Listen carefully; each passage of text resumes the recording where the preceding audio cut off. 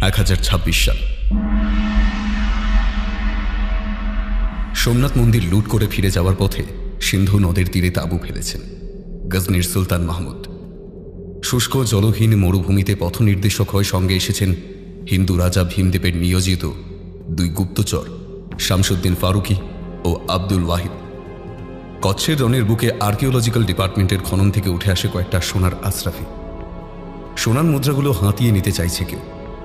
পাহাড়ের কাছে অশরীরী ঘোড়সওয়ারকে দেখেছিল গুল মোহাম্মদ। সে কি তার চোখের ভুল? দিনের রাতে সোনার মুদ্রার স্বপ্ন দেখে হেমরাজ মালধারী কিন্তু তার পেছনে ধাওয়া করে আসা 3টি নেকড়ে কি কোনো অশুভর সংকেত বহন করছে? আজকের গল্প আমাদের মিডনাইট ফ্যান্টাসির একটি দীর্ঘ অপেক্ষিত কাহিনী, প্রখ্যাত লেখিকা দীপিকা মজুমদারের কলমে কালো দুঙ্গারের ঘোড়সওয়ার। গল্প পাঠ ও গল্পের সূত্রধার আমি ব্রতদীপ। অন্যান্য চরিত্রে অভিযান, অধ্যায়, কৌশিক, পার্থ, দীপম, দীপ্তদীপ, কুণাল, রৌনক, অভিষেক, হ্যাপি, প্রীতম, আকাশ, নন্দিতা, সৃজন, রাজ, আকাশ, কৌস্তব, কুণাল ও রিনি। শুরু হচ্ছে টানটান ঐতিহাসিক প্রেক্ষাপটে রচিত একটি ভয়ঙ্কর ভৌতিক কাহিনী, কালো দুঙ্গারের ঘোড়সওয়ার। শুনতে থাকুন।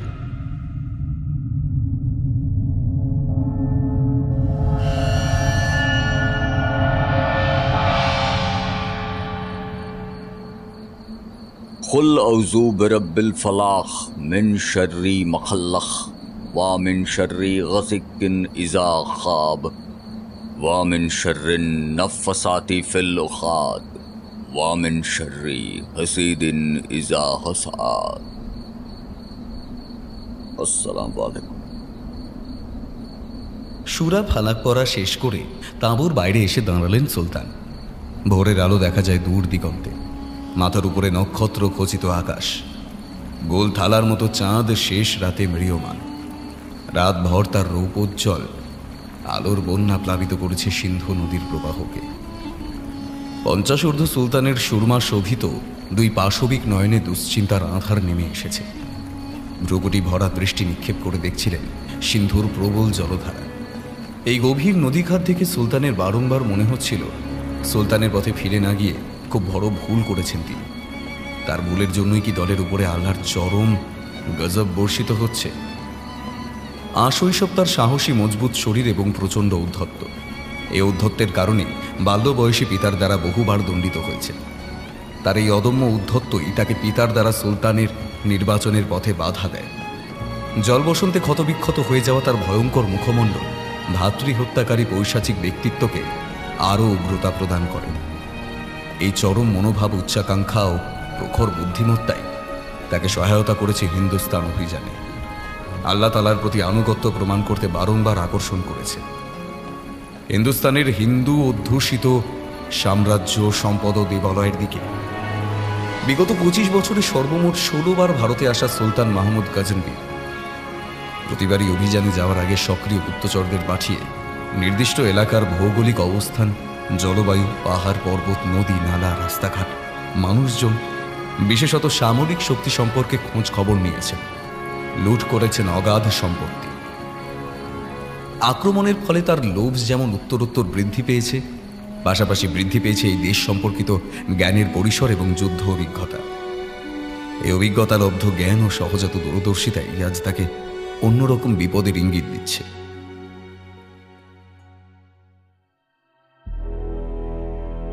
পিতা সবক্তগিনের পদাঙ্ক অনুসরণ করেই ভারতে হিন্দু নিধনে আসা তার।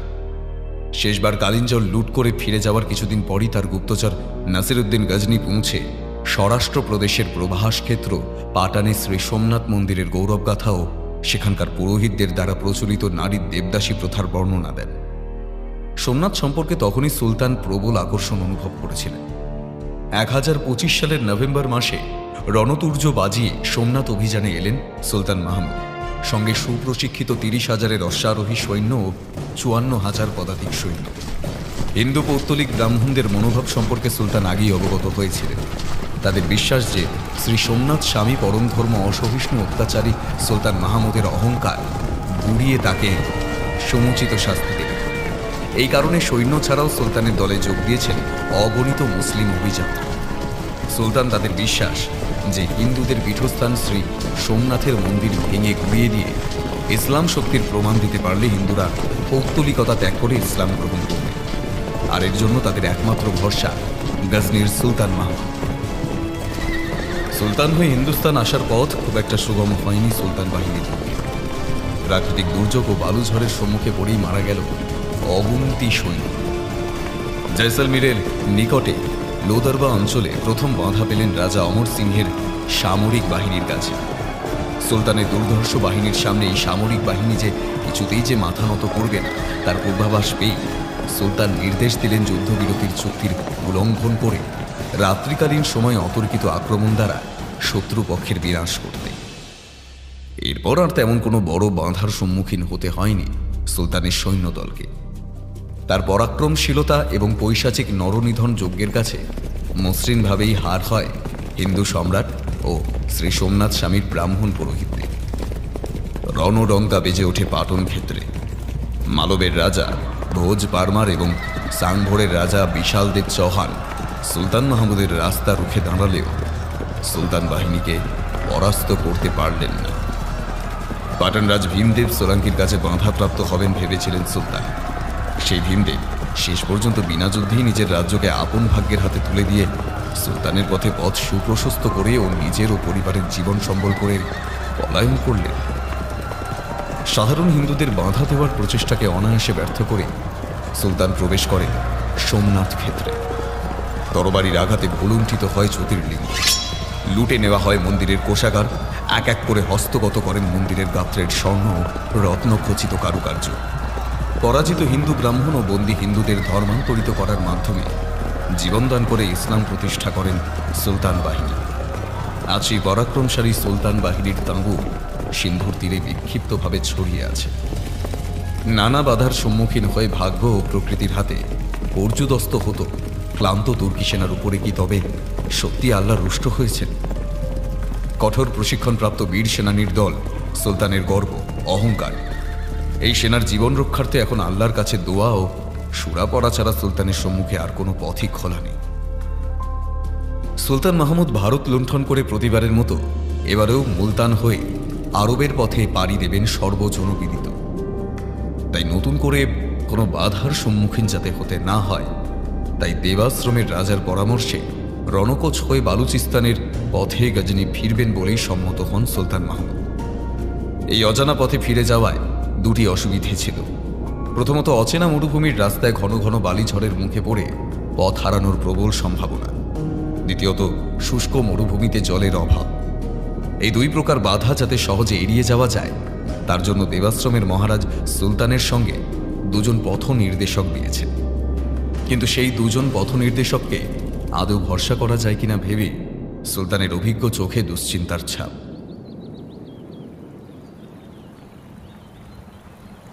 আসসালামু আলাইকুম হুজুর। অতি পরিচিত কণ্ঠস্বর শুনে পশ্চাৎ ফিরলেন সুলতান। অদূরেই নত মস্তকে দাঁড়িয়ে আছেন আবু আবদুল্লাহ আলতাই, সুলতানের বিশ্বস্ত বাহাদুর সেনাপতি। ওয়ালাইকুম সালাম আব্দুল্লাহ, কই খবর? জি হুজুর, সেনাবাহিনীর অর্ধেকের উপরে অসুস্থ হয়ে পড়েছে। যারা এখনো সুস্থ তারা সবাই ক্লান্ত। দুদিন পর্যাপ্ত জল ও খাবার না পাওয়ার কারণে কারোর মধ্যেই আর এক পায়ে গিয়ে চলার মতো সঞ্চিত শক্তি নেই। এই সিন্ধু উপত্যকায় আরও 2 দিন যদি বিশ্রাম মঞ্জুর করেন তাহলে সৈন্যরা উপকৃত হবে। সেনাপতি আবদুল্লাহর কথায় যে যুক্তি আছে তা অস্বীকার করেন না সুলতান। শুষ্ক মরুপ্রান্তর পেরিয়ে প্রায় জলহীন প্রতিকূলতায় এতটা পথ হেঁটে উমরকোট পর্যন্ত রণবিধ্বস্ত কাফেলা কি পরিমাণ ক্লান্ত হয়ে আছে তা সুলতান মাহমুদের পক্ষে অনুমান করা কঠিন নয়। কিন্তু দুর্দিনের বিপদে বিহ্বল বা সুদিনের আবেগে আত্মহারা হয়ে যাওয়ায় পাত্র নন সুলতান। বিপদের সংকেত অগ্রিম পরিস্থিতি আঁচ করতে পেরেই উমরকোটে আর এক রাতও কাটাতে চান না সুলতান। রাজা দেবাশ্রম প্রেরিত 2জন পথ নির্দেশক স্থানীয় লোক। রণকোচের কোনো পথে জলাভাব নেই, তাদের কাছে অজানা নেই। তবুও 4 দিন সুলতানের কাফেলাকে বিপথে ঘুরিয়ে শেষ পর্যন্ত উমেরকোটে সিন্ধু নদীর এমন এক তীরে এনে আশ্রয় নিতে বাধ্য করেছে যেখানে নদী খাতের গভীরতা ও প্রশস্ততা অনেক বেশি। সিন্ধু নদের তীর এলাকা হিন্দু অধ্যুষিত অঞ্চল এবং জাট নামক অস্থায়ী বর্বর জাতির বসবাস। জাট সম্প্রদায় হিন্দু রাজাদের অনুগত। সিন্ধু তীরে বসতি স্থাপনের পূর্বে কাছাকাছি জাটপল্লী সুলতানের নজর এড়িয়ে যায়নি। ওমেরকোটে আর এক রাত্রিও নিরাপদ ঠেকছে না আবু আবদুল্লাহ। জাটরা কাছাকাছিই আছে, ওরা ওই হিন্দু রাজাদের আশ্রিত। তুমি কাফেলাকে তৈরি হতে নির্দেশ দাও। সবে সূর্যোদয় হয়েছে, দুপুর পর্যন্ত সূর্যকে দক্ষিণে ও দুপুরের পর বামে রেখে নদী পার করে বালুচিস্তানের পথে আমাদের এগিয়ে যেতে হবে। জি, মাফ করবেন হুজুর, আমাদের সৈন্যরা অনেকেই মৃত্যু পথযাত্রী। এই অবস্থায় অন্তত একটা দিন বিশ্রাম না পেলে হয়তো বাকিরাও। সেনাপতির কথা সম্পূর্ণ হওয়ার অপেক্ষা করেন না সুলতান। ক্ষুব্ধ হয়ে ডান হাত তুলে তাকে থামতে নির্দেশ দিলেন। আবদুল্লাহ, যে বীর সেনানী তাদের জীবন পরোয়া না করে জয়ের পথে সুগম করেছে, তাদের জীবন রক্ষার দায়িত্ববোধ সুলতানের আছে বলেই কয়েক মুহূর্ত ভেবে নিয়ে বললেন, আচ্ছা, আজ রাতটা আমি বিশ্রাম নেওয়ার অনুমতি দিলাম। গতিক কিন্তু সুবিধের নয়। আজকের রাতটা আমাদের সতর্ক থাকতে হবে। জি হুজুর। সামনে ঝুঁকে সুলতানকে সেলাম ঠুকে আবু আবদুল্লাহ পিছিয়ে যাওয়ার উদ্যোগ নিতেই সুলতান আবার বললেন, হাজি মুস্তফাকে আমার তাঁবুতে দেখা করতে বলো। বলো যে সুলতান জলদি তলব করেছেন। সূর্যোদয়ের পর শুষ্ক অঞ্চলের খোলা স্থানে বেশিক্ষণ দাঁড়িয়ে থাকা যায় না, ত্বকে জ্বালা ধরে যায়। সেনাপতি আবু আবদুল্লাহ আলতাই চলে যাওয়ার তাঁবুর ভেতরে ফিরে এসে বিশ্রাম নেওয়ার বদলে ভারতের পশ্চিমাঞ্চলের মানচিত্র খুলে বসেছিলেন সুলতান। সিন্ধু নদীর তীর থেকে বালুচিস্তান এখনও প্রায় 500 কোষ দূর। সেখান থেকে গজনি আরও 500 কোষ। কালক্ষেপণ না করে চলতে শুরু করলে মাসখানেকের মধ্যে গজনি পৌঁছে যাওয়ার কথা। 16তম ভারত অভিযান পর্বে সুলতান মাহমুদের আয়োজনে যেমন আড়ম্বর ছিল, ক্ষয়ক্ষতি ও লুণ্ঠিত ধনসম্পদের পরিমাণও সমানুপাতিক হারে অনেক বেশি। আর এই মহাযজ্ঞের পর সুলতানের মনোবল এবং শরীরও যেন কিছুটা কাহিল। সোমনাথ অভিযান শেষ করে প্রতিশোধ নেওয়ার জন্য গন্ধবী দুর্গ আক্রমণ করেন সুলতান। ইচ্ছে ছিল গন্ধবী দুর্গেই তিনি গজনি সালতানাতের কেন্দ্রীয় রাজধানী স্থাপন করে বাকি জীবন কাটাবেন। কিন্তু স্থিতিশীল জীবন অতিবাহিত করার সৌভাগ্য নিয়ে জন্মাননি সুলতান। গজনিতে সেলজুকি ও খোরসানিরা বারংবার হামলা করে চলেছিল। এই অবস্থায় ভারতে পাকাপাকি বসবাস করার অর্থ আপন রাজ্য গজনিকে কাফেরদের হাতে ছেড়ে দেওয়া। বিদ্রোহীরা ধরেই নেবে যে তাদের হাত থেকে রেহাই পাওয়ার জন্যে ভারতে গিয়ে আত্মগোপন করেছেন সুলতান। এই হার কিছুতেই বরদাস্ত করবেন না সুলতান। যেভাবেই হোক শেষবারের মতো ভারত সফর সমাপ্ত করে গজনি ফিরে যেতেই হবে তাকে। আলহামদুলিল্লাহ। তাঁবুর দোরগোড়ায় এসে দাঁড়িয়েছেন হাজি মোস্তফা। কালো জব্বা পরা দীর্ঘদেহী ধূসর লম্বা চুল দাড়িওয়ালা বৃদ্ধ ধীরে ধীরে তাঁবুর ভেতরে প্রবেশ করে আসন গ্রহণ করলেন। সুলতান মাহমুদও পরম শ্রদ্ধায় মাথা নত করে সেলাম জানালেন তাকে। সুলতান মাহমুদের আধ্যাত্মিক গুরু শায়ক আবুল হাসান হিরকানির গুরু জন্মান্ধ এই হাজি মোস্তফা। গুরুর গুরু সুলতানের পরম শ্রদ্ধার পাত্র। চোখের দৃষ্টিতে কিছু না দেখলেও অসাধারণ দূরদর্শী দৃষ্টি ও অলৌকিক ক্ষমতা সম্পন্ন মানুষ তিনি। সুলতান গাজনবি ভারতীয় ইসলাম প্রতিষ্ঠা করতে চলেছেন জেনে সুদূর গাজনি থেকে সঙ্গে এসেছেন। ক্রমাগত বিড়বিড় করে চলেছিলেন হাজি মোস্তফা। কান পেতে শুনলে মাটি সত্য কথা বলে। সত্যাশ্রয়ীদের রক্তের উষ্ণতা অনুভব করা যায়। এসব অনুধাবন করার জন্য থাকতে হয় ঈমান দীপ্ত অনুভূতি ও আল্লাহর দরবারে সিজদাবনত হৃদয়। কথা শেষ করে নবী ইব্রাহিমকে স্মরণ করে সনের সামনে রাখা কোরআন শরীফের উপরে হাত বুলিয়ে নিলেন হাজি। সুলতানের জরুরি তলব হলো যে হঠাৎ, সব খৈরিয়ত? খৈরিয়ত কিনা সে তো আপনি বলবেন হাজি সাহেব। আমার কিন্তু হাওয়া ভালো ঠেকছে না। সুলতান গাজনবীর দুশ্চিন্তার বাণী শুনেই দৃষ্টিহীন চোখ বন্ধ করে পুনরায় দুর্বোধ্য কিছু আওড়াতে লাগলেন হাজি মোস্তফা। বললেন, বেঈমান! ভীমরুলের মতো চতুর্দিক থেকে আক্রমণ আনতে চলেছে। বেঈমানরা, সজাগ থাকতে হবে। পরাক্রমশালী সুলতানের চোখে মুখেও আতঙ্কের ঢেউ খেলে যায়। উপায় কি আছে হুজুর? হাজি মোস্তফা তখনও আপন মনে চিন্তান্বিতভাবে বিড়বিড় করে চলেছিলেন। হঠাৎ কালো জব্বার ভেতর থেকে হাত বের করে সুলতানের দিকে এগিয়ে ধরলেন। তারপর 3টি স্বর্ণ মুদ্রা সুলতানের হাতে দিয়ে বললেন, খোদার সচ্চা বান্দা আছিস তুই বেটা, সচ্চা বান্দা। আল্লাহ তোকে ইবাদত দান করুক। যে তোর মতো সচ্চা বান্দার সঙ্গে বেঈমানি করবে সে আল্লাহ তাআলার গজব থেকে যেন রক্ষা না পায়। তোর গদ্দারদের এই আশরাফিগুলো দান করে দে।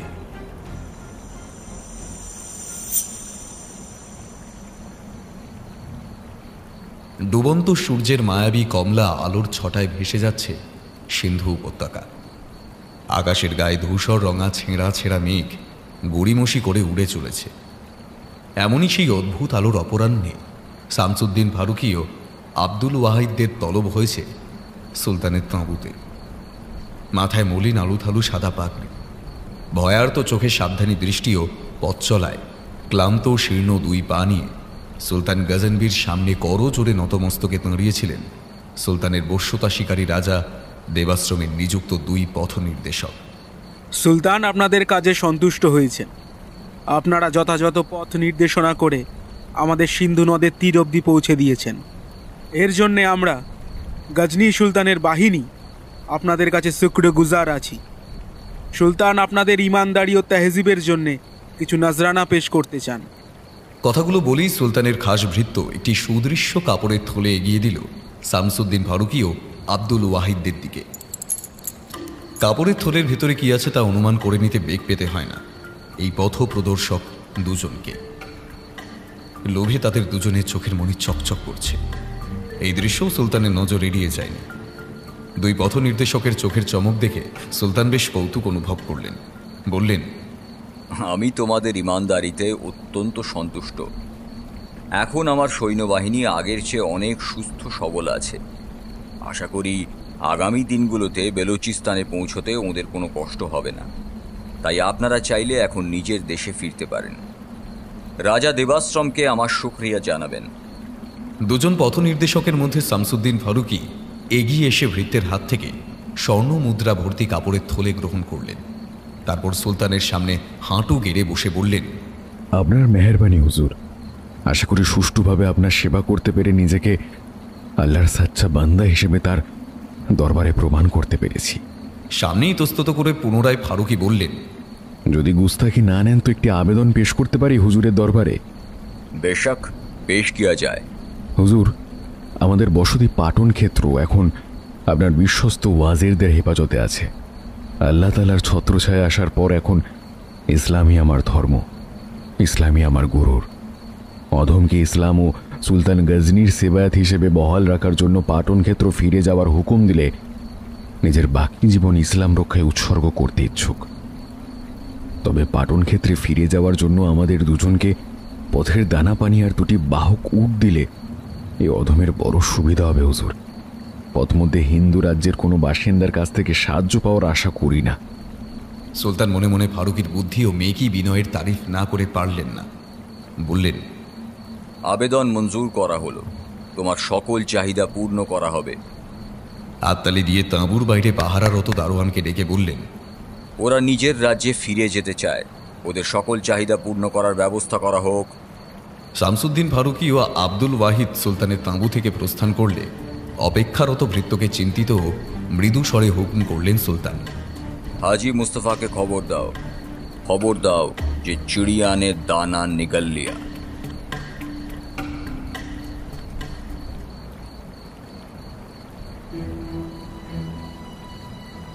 সিন্ধু নদীর তীরে আঁধার নেমে এসেছে। সৈন্যদের তাঁবুর প্রদীপের আলো ছাড়া চরাচর জুড়ে শুধু অশুভ অমানিসার চাদরে ঢাকা। সুলতানের তাঁবুর নিচে প্রদীপের আলোকে কেন্দ্র করে বসে আছে 2জন, হাজি মুস্তাফা আর গজনীর সুলতান মাহমুদ। হাজি মুস্তাফা তার ঘোলাটে চোখের দৃষ্টিতে আলোর শিখার দিকে মনোযোগ দিয়ে বসেছিলেন। নজর স্থির হলেও তার ঠোঁট ক্রমাগত বিড়বিড় করে উচ্চারণ করেছিল। আলোর সামনে কর্কের ছিঁপি আটা একটি মাটির পাত্র রাখা। সেই অদ্ভুত পাত্রের দিকে অবাক দৃষ্টিতে চেয়ে আছেন সুলতান গজনী।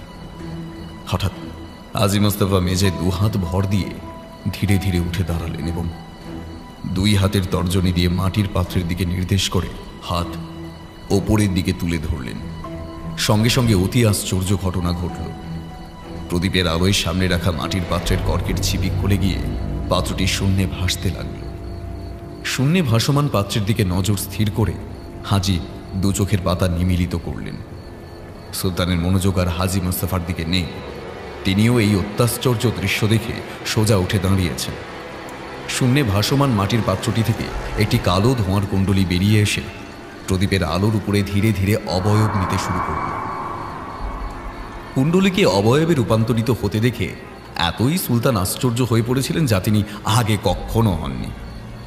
কুণ্ডলী ক্রমশ পাক খেতে খেতে বিভৎস কালো কঙ্কালের আকৃতি লাভ করেছে। হাজি মোস্তফা শূন্যে ভাসমান মাটির পাত্র হাতে নিয়ে তার ভেতরে রাখা কিছুটা মাটি হাতের মুঠোয় তুলে কুণ্ডলীকৃত কঙ্কালের অবয়বের দিকে ছুঁড়ে দেওয়ার সঙ্গে সঙ্গেই এক নিমেষে ধোঁয়ার কুণ্ডলী তাঁবুর বাইরে গিয়ে মিলিয়ে গেল।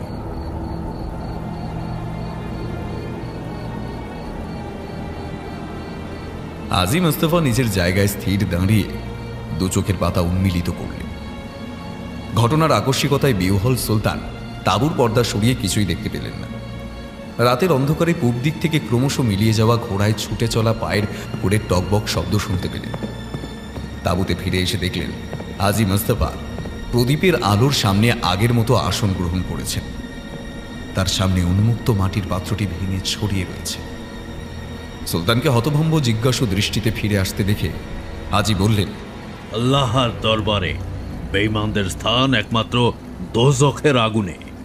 সেই সুলেমানের ইসলামকে যারা হৃদয় দিয়ে গ্রহণ না করে অন্নদাতার পিঠে ছুরি বসাতে দ্বিতীয়বারও ভাবে না, তাদের আত্মাকেও রসুল আল্লাহ ক্ষমা করবে না। আপনি নিশ্চিন্ত থাকুন, খুব শীঘ্রই দুই বেঈমানের আত্মাকে কয়েদ করবে ঘোড়সওয়ার।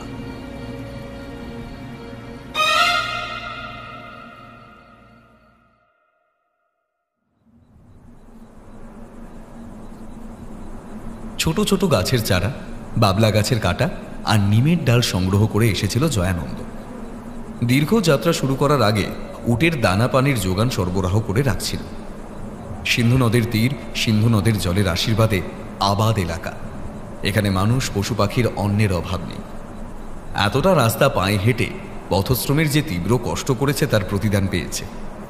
অবসান হতে চলেছে সব কষ্টে। ভগবান মুখ তুলে চেয়েছেন তার দিকে। জীবনের ঝুঁকি নিয়ে যে কাজ শুরু করেছিল জয়ানন্দ, সেই কাজে সফলতা হাসিল করেছে সে। এখন ভালোই ভালোই বাকি কাজটুকু সম্পূর্ণ করতে পারলে রাজার দরবারে তার একটা পাকাপাকি বন্দোবস্ত হওয়ার হাত থেকে কেউ আটকাতে পারবে না। নিজের আর নিজের পরিবারের প্রাণ বাঁচাতে যে ঈশ্বর আর ঈশ্বর প্রদত্ত ধর্মকে ত্যাগ করতে বাধ্য হয়েছিল জয়ানন্দ, তার জন্য দেবতার দরবারে যা বলিদান দিতে হয়, যা শাস্তি পেতে হয়, সে মাথা পেতে নেবে। কিন্তু নিজের রাজ্যের সঙ্গে, প্রতিপালক রাজার সঙ্গে, রাজ্যবাসীর সঙ্গে যে সে বেঈমানি করেনি, তার উপযুক্ত প্রমাণ দেবে জয়ানন্দ ওরফে আব্দুল ওয়াহিদ। উটির পিঠে যাত্রাপথের যাবতীয় প্রয়োজনীয় জিনিসপত্র গুছিয়ে সুলতানের দেওয়া উট দুটোকে চারা খাওয়াতে ব্যস্ত ছিল জয়ানন্দ। তার সাথী গিরিধারী আজ রাতেই কচ্ছের রণ যাওয়ার পথে পাড়ি দিতে চায়, কিন্তু সূর্যাস্ত হওয়ার পর ঘণ্টাখানে কেটে গেলেও গিরিধারীর আসার লেশমাত্র নেই। জাটপল্লীতে একটি জরুরি কাজ সেরে শীঘ্রই ফিরে আসার কথা তার।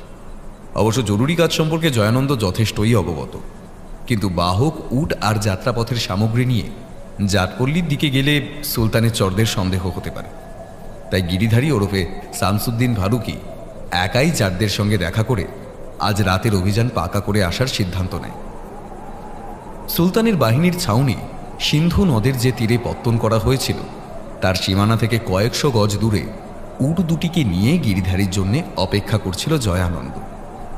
সূর্যাস্তের পর সুলতান শিবির থেকে আজানের শব্দ ভেসে আসছিল বাতাসে। সতর্ক জয়ানন্দ বারবার ছাউনির দিকে সন্দেহের চোখে দৃষ্টি নিক্ষেপ করছিল। এই বুঝি কোনো পেয়াদা এসে তুলে নিয়ে যায় তাকে সুলতানের দরবারে। হঠাৎ সন্ধ্যের আঁধারের বুক চিরে মশমশ পায়ের শব্দে সজাগ হয়ে উঠল জয়ানন্দের কান। পেছন ফিরে গিরিধারীকে ফিরতে দেখে আশ্বস্ত হয়। পাগড়ির কাপড়ে মুখের অর্ধেক ঢাকা গিরিধারীর, হাতে লাল মাখমালের কাপড়ে জড়ানো পয়গাম। রাজা ভীমদেব এক প্রকার বিনা বাধায় বিনা যুদ্ধে সোমনাথের প্রবেশের পথ আলগা করে দিয়েছিলেন সুলতানের জন্য। নিজ পরিবারের প্রাণ রক্ষার্থে রাজ পরিবারের 40 সদস্য সহ এখন কচ্ছের রাজার কণ্ঠকোট দুর্গে আশ্রিত।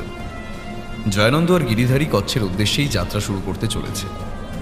জয়ানন্দ একবার সেনা ছাউনির দিকে দূরদৃষ্টি নিক্ষেপ করে গিরিধারীকে প্রশ্ন করল, সব ঠিক তো? কাজ হয়েছে? গিরিধারী আর এক মুহূর্ত কাল বিলম্ব না করে জয়ানন্দকে উটের পিঠে চড়ে বসতে ইশারা করে। আজ রাতেই সাবার হবে সব।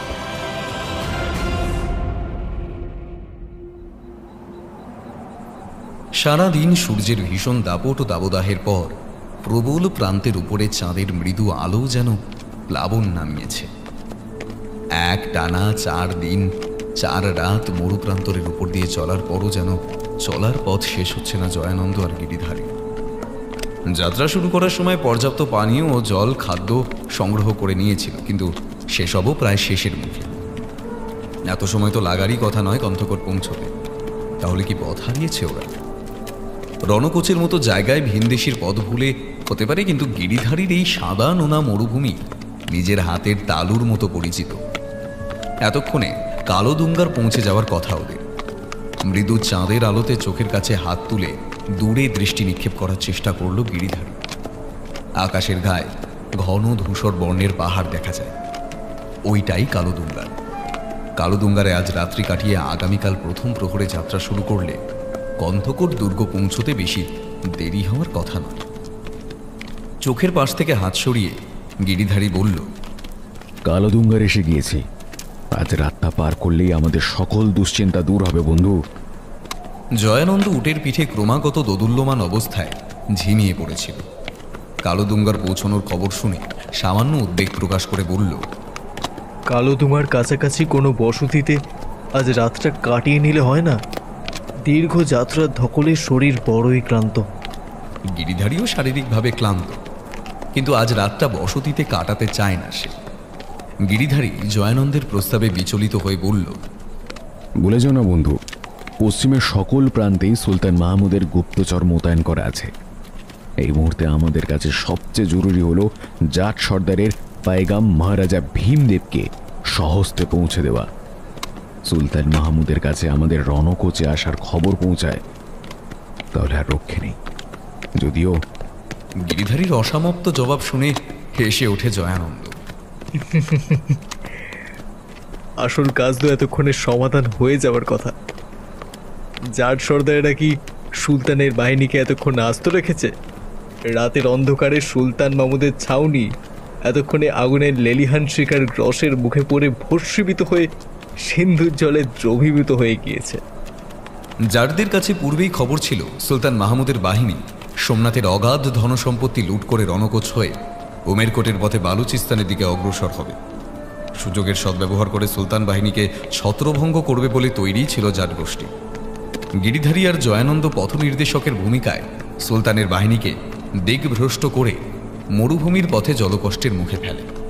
অবশেষে উমেরকোটে সিন্ধু নদের প্রশস্ত তীরে তাঁবু ফেলতে বাধ্য করে জাটদের পথ সুগম করে তোলে।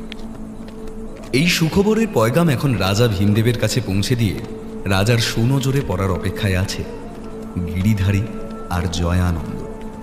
কিন্তু মানুষের ভাবনা আর ভাগ্যের মধ্যে যে বিস্তর ফারাক থাকে তার পূর্বাভাস মানুষের পক্ষে কোনো দিনই সম্ভব নয়।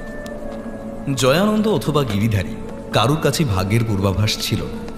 ফেলে আসে উমেরকোটে সুলতানের ছাউনি থেকে অনুসরণ করে আসা একজন ঘোড়সওয়ার তাদের অনুসরণ করে অনতি দূরে অবস্থান করেছিল। উটের পিঠ থেকে প্রয়োজনীয় মালপত্র ও সঞ্চিত খাদ্যদ্রব্য নামিয়ে একটি বাবলা কাঁটার ঝোপের সঙ্গে উট দুটোকে বেঁধে রাখল জয়ানন্দ।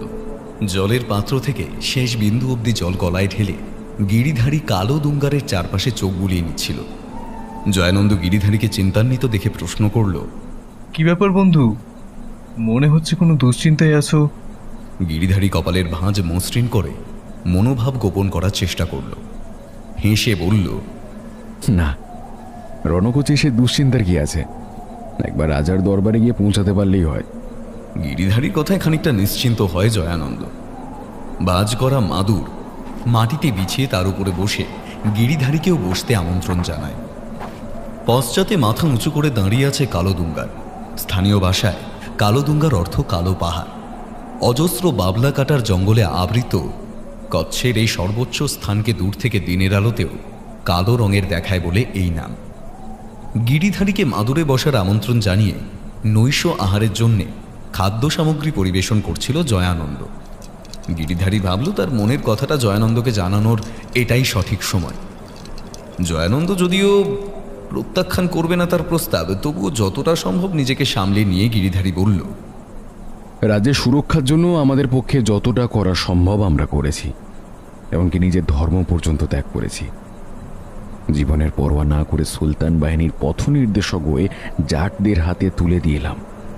কিন্তু এর বদলে আমরা কি পাবো? ওই স্বর্ণমুদ্রাও মন্দিরের লুণ্ঠিত দ্রব্যের অজুহাতে মন্দির পুনর্নির্মাণের কাজে রাজকোষে দান করে দিতে হবে। চিন্তা করো না বন্ধু, আমাদের রাজা ভীমদেব বিচক্ষণ পুরুষ। আমাদের ত্যাগের প্রতিদান তিনি নিশ্চয়ই নেবেন। ভেবে দেখো, এই ঝুঁকিপূর্ণ কাজে একমাত্র আমাদেরকেই উপযুক্ত মনে করে তিনি নিযুক্ত করেছেন। ধর্ম ত্যাগ করার পরেও আমাদের উপরে তিনি আস্থা হারাননি। এমন মহারাজার রাজ্যে সাধারণ প্রজা হয়ে জন্মানো অনেক সৌভাগ্যের বন্ধু। কথাগুলো নিবিষ্ট মনে বলে জয়ানন্দ খাবারের পাত্রে মনোনিবেশ করল। কণ্ঠকূট দুর্গে গিয়ে স্বর্ণমুদ্রার খবর কিছুতেই রাজার কানে তুলতে চায় না গিরিধারী। তার চেয়ে যদি তারা কণ্ঠকূট না পৌঁছয়, রাজা ধরে নেবেন যে হয় তারা সুলতানের সেনার হাতে নিহত হয়েছে, না হয় রণ আসার পথে কোথাও প্রাকৃতিক দুর্যোগ অথবা জলকষ্টের মুখে পড়ে মৃত্যুবরণ করেছে। ইতিমধ্যে জাট সর্দারদের হাতে সুলতান ও তার সেনার নিশ্চয়ই পঞ্চত্ব প্রাপ্তি হয়েছে। অতএব নিজের আখেরটুকু গুছিয়ে নিতে আর দ্বিতীয়বার ভাববে না গিরিধারী। খাবার মুখে ধীরে ধীরে চিবোতে চিবোতে এই কথাগুলোই ভাবছিল সে। প্রথমে জয়ানন্দকে স্বর্ণমুদ্রার লোভ দিয়ে পথচ্যুত করবে ভেবেছিল সে, কিন্তু জয়ানন্দ রাজার সঙ্গে বিশ্বাসঘাতকতা করতে অনিচ্ছুক জেনে চূড়ান্ত সিদ্ধান্ত নেবে স্থির করল গিরিধারী। খাওয়া শেষ করে কোমর থেকে স্বর্ণমুদ্রার থলিটা জয়ানন্দের দিকে ছুঁড়ে দিয়ে উঠে দাঁড়ায় গিরিধারী। বলে, ঠিক আছে বন্ধু, তোমার কথাই রইল তাহলে। তবে স্বর্ণমুদ্রাগুলো এই বেলা ভাগ করে নেওয়া যাক। তুমি যদি কণ্ঠকূট যেতে চাও তবে আমি তোমায় বাধা দেব না। আমি নিজের ভাগের স্বর্ণমুদ্রা নিয়ে অন্যত্র চলে যেতে চাই। নিজের পরিশ্রমের উপার্জন আমি দান করতে পারবো না। গিরিধারীর প্রস্তাবে অবাক হয় না জয়ানন্দ। সে যদি যেতে চায় যাক, তাকে বাধা দেবে না সে। স্বর্ণমুদ্রার থলি তুলে নেয় জয়ানন্দ। তাহলে তাই হোক বন্ধু। তুমি মুদ্রা ভাগ করো, আমি দেখি কাছাকাছি কোথাও জলের ব্যবস্থা করতে পারি কিনা। জলের পাত্র নিয়ে কালোদুঙ্গারের অনতি দূরে জলাশয়ের সন্ধানে প্রস্থান করতে উদ্যত হয় গিরিধারী। হঠাৎ কি মনে করে পেছন ফিরে দাঁড়ায়, বলে, আরও একবার ভেবে দেখো বন্ধু, রাজা ভীমদেবের এখন সেই অবস্থা আর নেই। তোমার কাজের প্রতিদানে তিনি যাই উপহার দেবেন তার মূল্য কিন্তু এই স্বর্ণমুদ্রার চেয়ে কখনো বেশি হবে না। জয়ানন্দ গিরিধারীর দিকে একবার চেয়ে মুদ্রার থলিতে পুনরায় মন দেয়। নীরব প্রতিক্রিয়ায় বুঝিয়ে দেয় যে সুলতানের পথপ্রদর্শক নিযুক্ত হওয়ার জন্যেই দেবাশ্রম রাজার আশ্রিত হিসেবে যোগ দেয় জয়ানন্দ। শেষ পর্যায়ে এসে সামান্য কয়েকটা স্বর্ণমুদ্রার জন্যে পালনকর্তার পিঠে ছুরি বসাতে অপারগ। শুধু বলে, ফিরে যাওয়ার আগে জাট সর্দারের পয়গাম আমাকে দিয়ে যেও। রাজ পরিবারের হাতে হস্তান্তর না করে আমি রণও ছেড়ে যেতে পারবো না। গিরিধারী জলের পাত্র নিয়ে কালোদুঙ্গারকে খানিকটা পেছনে ফেলে জলাশয়ের দিকে এগিয়ে এসেছিল। রণের সমতল ভূমির উপর ছোট কাঁটা ঝোপ আর বিক্ষিপ্ত ঘাস জমি ছাড়া কোনো বড় বৃক্ষ না থাকায় রাতের অন্ধকারেও জলাশয় চিহ্নিত করতে পেরেছিল। জলাশয়ের কাছে এসে পাত্র জল পূর্ণ করে আলখাল্লার ভেতরে হাত ভরে দুটো চকমকি পাথর বের করে আনল। প্রায় শুকিয়ে যাওয়া পাতাহীন কাঁটা গাছের ডাল ভেঙে মাটির উপরে স্তূপ করে রাখল গিরিধারী। চকমকি পাথর দুটোকে একে অপরের সঙ্গে কয়েকবার ঠুকতে আগুনের ফুলকি দেখা গেল। আগুনের ফুলকি সহজেই সম্পূর্ণ শুকনো গাছের ডালে ছড়িয়ে পড়ল। গিরিধারী আর দেরি না করে কোমরের বন্ধনীরে পুরো আবরণ থেকে মখমলের কাপড় মোড়ানো জাট সর্দারের পয়গাম বের করে আগুনে নিক্ষেপ করে জলাশয়ে ছেড়ে উঠে এল।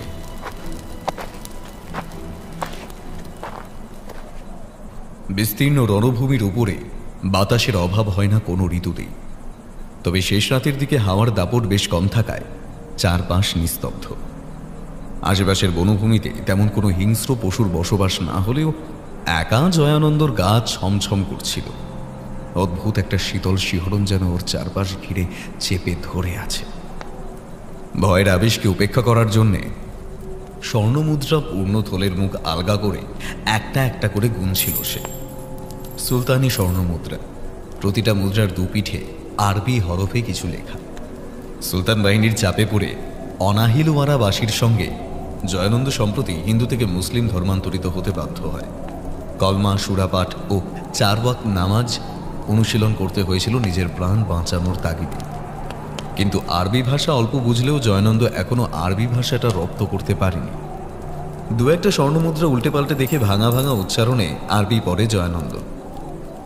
লা ইলাহা ইল্লাল্লাহ মোহাম্মদে রসুল্লাহ সাল আল্লাহ আলাহি ওয়াসালাম। খাবার পরিবেশনের আগে দুটো মশাল জ্বালিয়ে রেখেছিল সে। মশালের আলোয় কয়েকটা মুদ্রা হাতের তালুর উপরে রেখে দেখে জয়ানন্দের খাঁটি সোনা চিনতে ভুল হয় না। ওজনেও বেশ ভারী। তবে থলের ভেতরে যে পরিমাণ মুদ্রাই থাকুক না কেন, গিরিধারীকে সে সমান ভাগ দেবে। হঠাৎ থলি ভেতরে হাত ভরে মুদ্রা বের করতে গিয়ে অন্যরকম অনুভূতি হলো জয়ানন্দ। অন্য মুদ্রার তুলনায় একটি মুদ্রা বেশ হালকা ও বড় ঠেকলো আঙুলে। তড়িঘড়ি মুদ্রা বের করে এনে মশালের আলোয় মেলে ধরে জয়ানন্দ। মুদ্রা উল্টে পাল্টে দেখে আয়তনে বড় ও ওজনে হালকা গোলাকৃতি উজ্জ্বল স্বর্ণ মুদ্রা। তবে মুদ্রার গায়ে কোনো আরবি হরফ নেই, বরং একটি হিংস্র চারপে পশুর প্রতিকৃতি খোদাই করা। অদ্ভুত এই মুদ্রা। সুলতান মাহমুদের ভারত অভিযানের উদ্দেশ্য সর্বজনবিদিত। হিন্দু পীঠস্থান ও মন্দির ধ্বংস করে ইসলাম প্রচার করার জন্যে গজনি ছেড়ে বারংবার ভারতে এসেছেন সুলতান। মুদ্রার মাধ্যমেও যে তিনি ইসলাম প্রচার করবেন তাতে জয়ানন্দ নিঃসন্দেহ। কিন্তু এই অদ্ভুত হিংস্র পশুর মুখের আদল মুদ্রার প্রচলন করার উদ্দেশ্য কি হতে পারে? জয়ানন্দ মাদুরের উপরে থলি উপর করে বাকি মুদ্রা মশালের আলোয় মেরে ধরে এবং ছড়িয়ে পড়ে থাকা মুদ্রার মধ্যে আরও দুটি একই রকম পশুর মুখাকৃতি বিশিষ্ট বড় ও হালকা স্বর্ণ মুদ্রা দেখতে পায় জয়ানন্দ। পশু তিনটে আশ্চর্য জীবন্ত দৃষ্টি নিয়ে যেন তাকিয়ে আছে জয়ানন্দের দিকে। মাদুরের উপরে ঝুঁকে মশালের আলোয় মুদ্রা পরীক্ষা করছিল জয়ানন্দ। হঠাৎ তার মনে হলো পেছনে যেন কেউ এসে দাঁড়িয়েছে। মনে মনে গিরিধারীকেই আশা করেছিল সে। অন্যরকম 3টি স্বর্ণ মুদ্রা সম্পর্কে গিরিধারীকে অবগত করবে বলে স্থির করেছিল জয়ানন্দ, কিন্তু পেছনে ফিরে সে কাউকে দেখতে পেল না। জলাশয় বেশি দূরে নয়, কালোদুঙ্গারের পাদদেশ থেকেই জলাশয়ের জল ঝিলমিল করতে দেখা যায়। গিরিধারীর এত সময় লাগার কথাই নয়। মশালের আলোয় স্বর্ণ মুদ্রাগুলি আরও স্বর্ণাভ হয়ে উঠেছে। মুদ্রায় অঙ্কিত পশুর অবয়ব যেন আরও জীবন্ত। কিছু একটা অশুভ আঁচ করে কাপড়ের থলিতে মুদ্রাগুলি পুনরায় রাখার সিদ্ধান্ত নিল জয়ানন্দ। ঠিক সেই সময় পেছনে ঘোড়ার পায়ের খোঁড়ের শব্দ শোনা গেল। খুব ধীরে অথচ স্পষ্ট পায়ের ছন্দে জয়ানন্দের দিকেই কেউ যেন ঘোড়া নিয়ে এগিয়ে আসছে। মুদ্রা থলি ছেড়ে এবার মশালের আলো তুলে আগন্তুককে দেখার চেষ্টা করল জয়ানন্দ। কালোদুঙ্গারের অপর প্রান্ত হতে একটি কালো ঘোড়ার সওয়ারি এগিয়ে আসতে দেখল সে। দিকভ্রষ্ট পথিকের অভাব নেই রণগোচে। বেশিরভাগই জলকষ্টে, খাদ্যাভাবে অথবা মরিচিকার শিকার হয়ে মারা পড়ে। জয়ানন্দের কাছে খাদ্য যা অবশিষ্ট আছে তাতে একজনের আহারের পক্ষে যথেষ্ট। কাছেই জলাশয়ের অবস্থানের কারণে জলাভাবও নেই। আগন্তুকদের সাহায্যের প্রয়োজন মনে করে একটা মশাল তুলে এগিয়ে গেল জয়ানন্দ। कौन है भाई, किस तरफ जाना है? অপর প্রান্ত হতে কোনো জবাব এলো না। তবে ঘোড়ার পায়ের শব্দ থেমেছে। আগন্তুক স্থির। জাতগোষ্ঠীর কোনো বার্তাবাহক জরুরি বার্তা নিয়ে এসেছে মনে করে জয়ানন্দ ঘোড়সওয়ারের কাছে এগিয়ে গিয়ে তার মুখাবয়ব দেখার চেষ্টা করছিল। মশালের আলো আগন্তুকের মুখের উপরে ফেলতেই একটা ভয়ঙ্কর শীর্ষীণ অনুভূতির শীতল স্রোত জয়ানন্দকে ঘিরে ধরল। আগন্তুকের মাথার পেছনে কালো আলখাল্লার কাপড় দিয়ে ঢাকা, কিন্তু সামনে না আছে কোনো মুখমণ্ডল, না কোনো অঙ্গ। মিশমিশে কালো শূন্যস্থানে মাত্র দুটো বিন্দু। উনুনের আগুনের মতো জ্বলন্ত আগ্রাসী লাল বর্ণ। এ কিভাবে সম্ভব? সবারই কোনো মানুষ নয়, সাক্ষাৎ দানব। মশাল মাটিতে ফেলে দিয়ে প্রাণপণে জলাশয়ের দিকে ছুটতে শুরু করলো জয়ানন্দ। গিরিধারীকে শীঘ্রই খবর দেওয়া উচিত। জয়ানন্দের জ্বালানো দ্বিতীয় মশাল রাখা ছিল স্বর্ণমুদ্রা ছড়ানো মাদুরের পাশে। জলাশয়ের দিকে দৌড়ে যাওয়ার সময় জয়ানন্দ খেয়াল করেনি ছড়িয়ে থাকা স্বর্ণমুদ্রার মধ্যে 3টে স্বর্ণমুদ্রা কম। হঠাৎ তার মনে হলো পেছনে কয়েকটা পায়ের শব্দ তাকে অনুসরণ করেছে, কিন্তু সেগুলো ঘোড়ার খোরের শব্দ নয়। নিজের পায়ের উপরে ভর দিয়ে রাখতে পারছিল না জয়ানন্দ। ভয়ঙ্কর অশুভ অসুচি কিছু একটা ঘটে গেছে পেছনে। হঠাৎই 3 জোড়া জ্বলন্ত চোখ জয়ানন্দের পথ আটকে দাঁড়ালো। সোনালী পশমের মতন লোমশ শরীর থেকে যেন আগুনের ফুলকি বেরোচ্ছে, অথচ কি প্রচন্ড শীতল সে আগুনের দৃষ্টি। কুয়াশার মতো ধোঁয়ার কুণ্ডলি ঘিরে ধরেছে জয়ানন্দকে। আশেপাশের ঝিঝি পোকা, শিয়াল, খটাসের ডাকও চোখ মেরে গিয়েছে। শুধু বিড়বিড় করে অবদ্ধ ভাষায় কিছু পড়ার শব্দ কানে আসছিল জয়ানন্দের।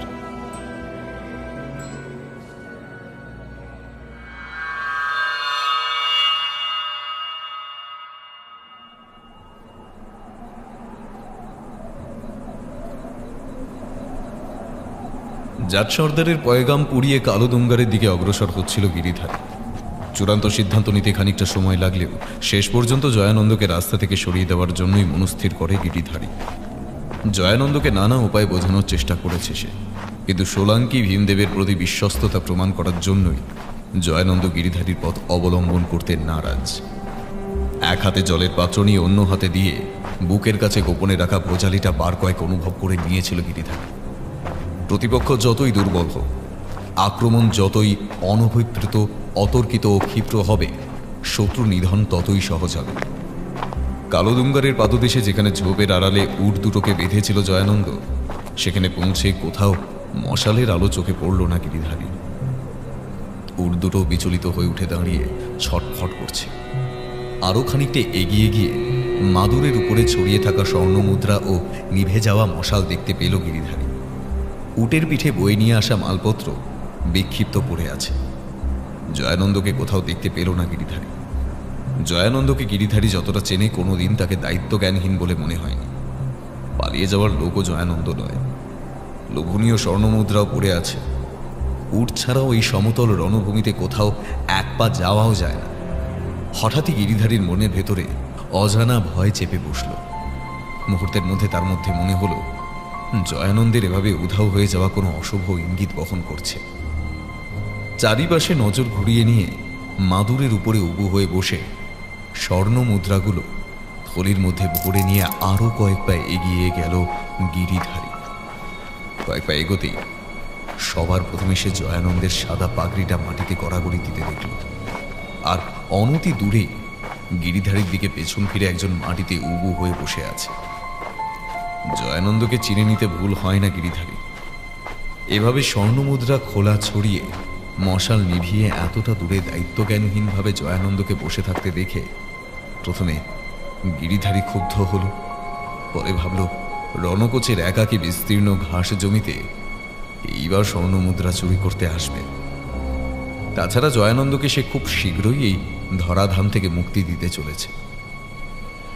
গিরিধারী মৃদু পায়ে জয়ানন্দের পেছনে উপস্থিত হয়ে আলখাল্লার ভেতর থেকে ভোজালি বের করে আঘাত হানার জন্য প্রস্তুত হতে তার মনে হলো খুব কাছাকাছি ঘোড়ার খোরের শব্দ আসছে।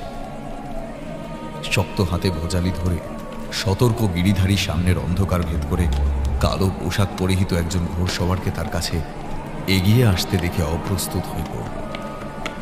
ঘোড়সওয়ার যত কাছে এগিয়ে আসছিল তার মনে হলো হঠাৎই আশেপাশের আবহাওয়া আরো শীতলতর হয়ে উঠছে। কালোদুঙ্গারের বনভূমি থেকে ঝিঁঝি পোকা, শিয়াল, খটাসের ডাক অদ্ভুতভাবে থেমে গিয়ে অপার্থিব নিস্তব্ধতা নামিয়ে এনেছে চরাচর জুড়ে। সামনের ঘোড়সওয়ারকে গিরিধারী এগিয়ে আসতে দেখছিল, কিন্তু জয়ানন্দ অদ্ভুত রকম শান্ত ভঙ্গিতে একইভাবে মাটিতে উবু হয়ে বসে রইল। ওকে ক্রমশ এগিয়ে আসা ঘোড়সওয়ারকে দেখতে পারছে না।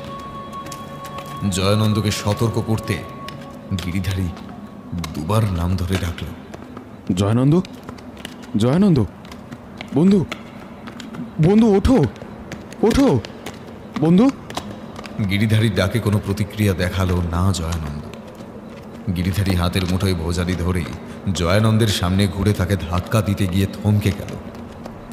জয়ানন্দের গলার কাছে একটা গভীর ক্ষত থেকে অঝোর ধারায় রক্ত বুক পেট হয়ে গড়িয়ে তার আলখাল্লা রাঙিয়ে তুলেছে। ক্ষতস্থান থেকে খুব হিংস্রভাবে কেউ মাংস ছিঁড়ে ফুবলে খেয়েছে। গলার ভেতরের অস্থি মজ্জা শিরদাঁড়া সব বাইরে থেকে দৃশ্যমান। সবচেয়ে ভয়ঙ্কর, জয়ানন্দের চোখের জায়গায় এখন শূন্যস্থান। একইভাবে চোখ দুটোকে উপড়ে ফেলা হয়েছে। সেই শূন্যস্থান থেকে আগুনের হলকা বেরিয়ে আসছে যেন। জয়ানন্দের বিভৎস চেহারা দেখে গিরিধারীর হাত থেকে ভোজালি মাটিতে পড়ে গিয়েছিল। হঠাৎই তার মনে হলো একটা সাদা ধোঁয়ার কুণ্ডলী ধীরে ধীরে তাকে ক্রমশ বৃত্তাকারে ঘিরে ধরছে, আর সেই কুণ্ডলী ভেদ করে 3 জোড়া জ্বলন্ত চোখ তার দিকে ধেয়ে আসছে। আসন্ন বিপদের সংকেত পেয়ে প্রাণপণে ছুটতে শুরু করে গিরিধারী। রণকোচের প্রতিটা আনাচ কানাচ তার নিজের হাতের তালুর মতো পরিচিত, তবুও সে দিশেহারার মতো ছুটতে থাকে। খুব কাছেই স্থানীয় বাসিন্দাদের বসতি, তবুও সেই সামান্য দূরত্ব তার কাছে এখন অনন্ত মনে হয়। পেছনে না তাকিয়ে অনুভব করে একাধিক পায়ের শব্দ তার পেছনে দ্রুত তাড়া করে আসছে। কোমর বন্ধনীর সঙ্গে ঝুলিয়ে রাখা স্বর্ণ মুদ্রার থলি থেকে এক এক করে ঝরে পড়তে থাকে গিরিধারীর লোভনীয় স্বর্ণ মুদ্রা। চারিপাশে অবদ্ধ আরব্য ভাষায় মঞ্চের মতো কয়েকটি শব্দ গুঞ্জরিত হতে রণকোচের বাতাসে তরঙ্গায়িত হতে থাকে। সেই অশুভ অসুচিকে ভেদ করে প্রাণের তাগিদে ছুটে চলে গিরিধারী। সাদা রণের দিগন্তে সরু একখালি সদ্যজাত কমলা সূর্যের রেখা দেখা যাচ্ছে। আর কয়েক মুহূর্ত এই গতিতে বজায় রাখলে পেছনে ধেয়ে আসা অমঙ্গলের ছায়াকে অতিক্রম করতে পারবে সে। কয়েক ক্রোশের মধ্যেই রণের প্রথম জন্ম, সেখানেই শুরু হয় কচ্ছ সাম্রাজ্য। একবার সেই লোকালয়ে প্রবেশ করলেই এ যাত্রায় রক্ষা পায় গিরিধারী ওরফে শামসুদ্দিন পারভী।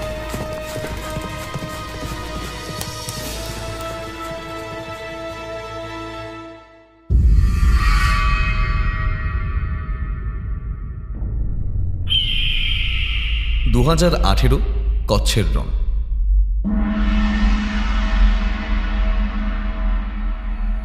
সদ্য কেনা স্মার্টফোনটায় ফেসবুক খুলে স্ক্রল করছিল আর মৃদু মৃদু হাসছিল গুল মোহাম্মদ। সদ্য যৌবনে পা দেওয়া গুল গত মাসে একটা পাটকা জুয়ার বেশ কিছু টাকা জিতে প্রথমেই ফোনটা কিনে নিল। এরকম একটা জিনিসের শখ অনেকদিন ধরেই পুষে রেখেছিল সে। জুয়ার টাকাটা উপরই জুটে যাওয়ায় এবং বাজে খরচের খাতায় চলে যাওয়ার আগেই স্মার্টফোনটা কিনে ফেলে। এমনিতে উৎসবে পার্বণে 1-2 পাত্তুর বিদেশি মদ ছাড়া আর বিশেষ কোনো নেশা নেই তার। শুধু লোকজনের হাতে হাতে ঘুরে ফেরা এই উজ্জ্বল আলোকিত স্ক্রিনওয়ালা যন্ত্রটার প্রতি একটা আকর্ষণ ছিল তার। একবার সদরের একটা দোকানে গিয়ে দরদামও করে ফিরে এসেছিল গুল মোহাম্মদ। সেদিন থেকেই টাকা জমাতে শুরু করে। সাদা হেডফোনটার ইয়ারপিস দুটো কানে পড়ে স্ক্রিনের দিকে তাকিয়ে নানা রকম ছবি দেখে মুখের ভঙ্গিমা বদলাচ্ছিল গুল মোহাম্মদ। দড়ির মাচায় চিত হয়ে তারা ভরা আকাশের দিকে মুখ করে স্মার্টফোনের মায়ায় বিভোর গুল মোহাম্মদকে দেখে বিরক্ত হয় রামেশ্বর। দুটো অশ্রাব্য গাল দিয়ে মনে মনে ভাবে, ছেলেটা সারাদিন কি যে এক যন্ত্রের মধ্যে মাথা গুজে বসে থাকে কে জানে। আর একটা মোবাইল তো রামেশ্বরের নিজেরও আছে, তাতে সারাদিন নিয়ে পড়ে থাকার মতো আছেই বা কি। ফোন এলে ধরে, কথা বলার থাকলে নাম্বার টিপে ফোন করে। আর এই ছেলেটাকে দেখো, হাড় হাওয়াতের মতো সারাক্ষণ মোবাইল গিলছে। শালা মোবাইল না নতুন বউ, সারাদিন হাড় ভাঙা খাটনির পর পাশের লোকের সঙ্গে একটু যে সুখ দুঃখের কথা বলবে রামেশ্বর, তারও উপায় নেই। বয়সে রামেশ্বর গুল মোহাম্মদের বাবার সমান প্রায়। গুল মোহাম্মদ সবে 1 কুড়ি পার করেছে, ওদিকে রামেশ্বরের 2 কুড়ি পেরিয়েছে বছর 7 আগে। রামেশ্বরের আদি বাড়ি বিহারের চম্পারণ জেলায়। যৌবনের শুরুতেই সেই যে স্কুল ছুট হওয়ার পর সংসারের হাল ধরতে গুজরাট চলে আসা, তারপর গুজরাটের রণ অঞ্চলের পাকাপাকি বাস তার। বিহারে স্ত্রী ছেলে মেয়ে নিয়ে ভরন্ত সংসার রামেশ্বরের। তবুও প্রায় 30 বছর ধরে এই শুষ্ক রণ এলাকায় তার অন্ন বস্ত্রের যোগান দিচ্ছে। গুল মোহাম্মদ তার চম্পারণের বাড়ির প্রতিবেশীর ছেলে। উঠতি বয়সে স্থানীয় পার্টির নেতার পাল্লায় পড়ে অসামাজিক কাজে লিপ্ত হয়ে পড়েছিল। সময় থাকতেই গুল মোহাম্মদের বাবা তাকে রামেশ্বরের কাছে পাঠিয়ে দেয়। রামেশ্বরও দেরি না করে নিজের সঙ্গে কাজে নিয়ে নেয় ছেলেটাকে। দিন কয়েক বেশ কাটছিল গুল মোহাম্মদের সঙ্গে বাতচিত করে। এরপরই এমন অলক্ষণে যন্ত্রটা হাতে আসে তার। সেদিন থেকে সারাদিন ওই যন্ত্রের সঙ্গেই দোস্তানা পাতিয়েছে ছেলেটা। गुल मोहम्मद, अरे ओ गुलवा, वो जंतर का छोड़ी अब तनिक हमारे साथ बतिया ले। तो हर संग बतियाने के खातिर कब से जाग रहे हैं? ঘন ঘন এখন আর দেশে ফেরা হয় না রামেশ্বরে। দেশের হাল হকিকত জানার খাতিরে ছেলেটাকে এটা সেটা প্রশ্ন করে সে। গুল মোহাম্মদ স্ক্রিনের দিকে তাকিয়ে বিরক্ত হয়েই জবাব দিল, चाचा सुई जा, हमका सोने में अभी टाइम है। তারপর মোবাইলের প্রায় নিঃশেষিত হয়ে আসা ব্যাটারি দেখে বিরক্ত হয়ে মোবাইল বন্ধ করে ডেকে উঠল। चाचा, ये राम चाचा, इधर अकेले वीरान जगह में तुमका डर नहीं लगता? দড়ির খাটিয়ায় জেগেই ছিল রামেশ্বর। কাজের জায়গায় এসে এত বাজবিচার করলে তাদের মতো লোকের পেট চলে না, তাই ডর কি জিনিস রামেশ্বর জানে না। গুজরাট আসার পর কম জায়গায় কাজ করতে যায়নি রামেশ্বর। প্রায় সব গ্রামেই অলৌকিক কথা কাহিনী প্রচলিত আছে। স্থানীয় লোকেরা সেসব অন্ধের মতো বিশ্বাসও করে। কিন্তু ভয় পাওয়ার জন্য রামেশ্বর গাঁইতি, শাবল, কোদাল এসব থেকে ফুরসত পেলে তো সারাদিন মাটি কাটার শ্রমিকের কাজ করে।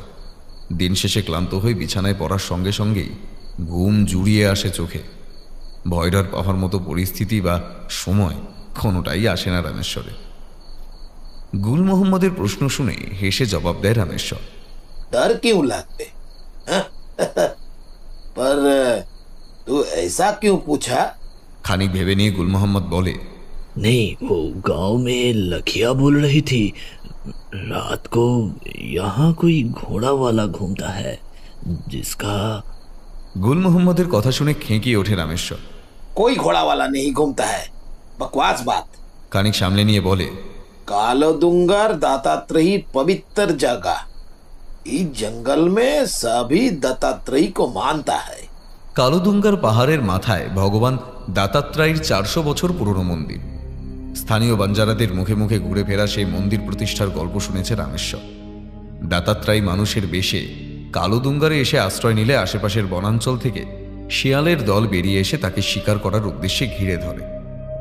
দাতাত্রেয় অসহায় ক্ষুধার্ত শিয়ালের দিকে নিজের শরীরটাকেই খাদ্য হিসেবে দান করেন। শিয়াল পরিবার যতই দাতাত্রেয়ের অঙ্গ ছিঁড়ে খেতে থাকে ততই দাতাত্রেয়ের অঙ্গ পুনর্জন্ম লাভ করতে থাকে। এই দেহদানের ঘটনাকে স্থানীয়রা বলেন লেয়াং। এখনও কালোদুঙ্গারের আশেপাশের বনাঞ্চলে যে সমস্ত শিয়াল থাকে তারা নির্দিষ্ট সময় মন্দিরের একাংশে উঠে এসে পুরোহিতের দেওয়া খিচুড়ি ভোগের জন্য অপেক্ষা করে।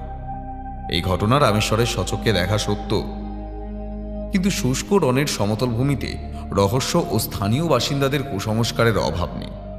কেউ কেউ বলে রাতের দিকে, বিশেষত পূর্ণিমার কাছাকাছি সময় যখন আকাশে গোল থালার মতো চাঁদ দেখা দেয় তখন নাকি কালোদুঙ্গারের কাছে অনেকেই ঘোড়ার খুরের শব্দ শুনেছে। কেউ কেউ দাবি করেন সেই ঘোড়সওয়ারকে নাকি চোখে দেখা যায় না, অশরীরী আত্মা, জিন, দানব অথবা প্রেত। রামেশ্বর মূর্খ অশিক্ষিত মানুষ হলেও এসবে বিশ্বাস করতে পারেনি। সারা জীবন ঘরদোর ছেড়ে একাকী মরু অঞ্চলে কাটিয়ে দিল সে। কোনোদিন অলৌকিক শক্তির কারণে অপঘাত মৃত্যুতে বিশ্বাস করেনি। তবে এইসব অদ্ভুত ঘটনার কথা বাইরেও গুল মোহাম্মদের মুখে লাখিয়া নামের মেয়েটার কথা শুনে মনে মনে হাসল রামেশ্বর। উঠতি বয়সের ছেলেপিলেদের দেখভাল করার এই এক সমস্যা। গুল মোহাম্মদের বিছানায় মৃদু তোলা দিয়ে রামেশ্বর বলল, तो लखिया के साथ ज्यादा मत मिल, बंजारा लोग अपने समझ का बाहर बिहाता नहीं। রামেশ্বরের ধ্যাতানি খেয়ে দড়ির বিছানায় সামান্য মিয়ে পড়েছিল গুল মোহাম্মদ। রামেশ্বরের কথায় লজ্জিত হয়ে কথা ঘোরানোর চেষ্টা করে। चाचा आता हूँ। গুল মোহাম্মদকে বিছানা ছেড়ে উঠে যেতে দেখে রামেশ্বর সাবধান করে, ज्यादा दूर मत जाना। চাঁদের আলোয় এই সাদা নুনের জমির মধ্যে একটা অদ্ভুত মাদকতা দেখেছে গুল মোহাম্মদ। এক দৃষ্টিতে তাকিয়ে থাকলে তাক লেগে যায়। ইচ্ছে হয় ছুটে গিয়ে রূপলি আলোয় ডুব দেয়। খাটিয়া ছেড়ে উঠে কিছুটা এগিয়ে এসে আড়মোড়া ভাঙে গুল মোহাম্মদ। সারাদিন মাটি কাটার হাড় ভাঙা খাটনির পর শরীর চলতে চায় না। ভোরের আলো ফোটার সঙ্গে সঙ্গে কাজে লাগতে হয়। সূর্যের তাপ ওঠার পর বাবু ঘণ্টাখানেকের ছুটি দেন। গুল মোহাম্মদ তখন ধ্রুবানা গ্রামে নিজের কুঠিরে ফিরে যায়। স্নান খাওয়া সারে মোবাইল চার্জ দেয়, আবার ফিরে এসে কাজে লাগে। বৈদ্যুতিন আলোয় অনেক রাত অবধি কাজ চলে। যতদিন কালো দুঙ্গারের কাছে মাটি কাটার কাজ চলবে ততদিন এভাবেই দিন পার হবে তার। একটা বাবলা কাটার জঙ্গলের আড়াল দেখে লুঙ্গি গুটিয়ে হালকা হতে বসেছিল গুল মোহাম্মদ। হঠাৎ তার মনে হলো ঘোড়ার পায়ের শব্দ শুনতে পাচ্ছে কাছাকাছি। গুল মোহাম্মদ গ্রামের লোকের কানাকানিতে অবিশ্বাস করলেও একটা শীতল ভয় যেন তার সর্বাঙ্গে ছড়িয়ে পড়ল। নগ্ন পায়ের শিরা উপশিরা দিয়ে রক্তের স্রোত বয়ে গিয়ে গুল মোহাম্মদকে একেবারে জমিয়ে দিল। ঘোড়ার পায়ের শব্দ ক্রমশ স্পষ্ট হয়ে উঠেছে। একেবারে তার ঠিক পেছনেই যেন দীর্ঘ নিঃশ্বাস পড়ছে কোনো প্রাণী। মাটিতে বসেই সেই নিঃশ্বাসের শীতলতা টের পায় গুল মোহাম্মদ। সর্বাঙ্গের লোমকূপ জীবন্ত আগ্নেয়গিরির মতো সজাগ হয়ে উঠেছে তার।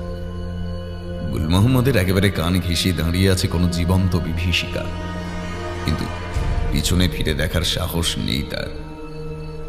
মুহূর্তের জন্য গুল মোহাম্মদের মনে হলো একটা শীতল চাদরের আস্তরণ তাকে মাটির সঙ্গে যেন চেপে ধরতে চাইছে।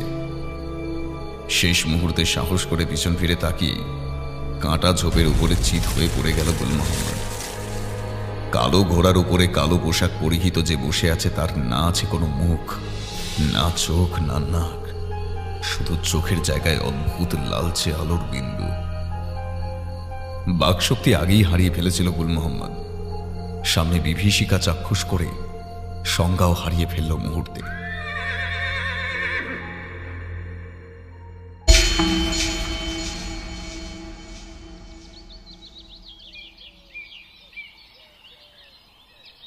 গাড়ি থেকে নেমে প্রায় ৮ কিলোমিটার খানিক হেঁটে গেলেই তবেই খাবড়া গ্রামের সীমান্তে প্রবেশ করা যায়।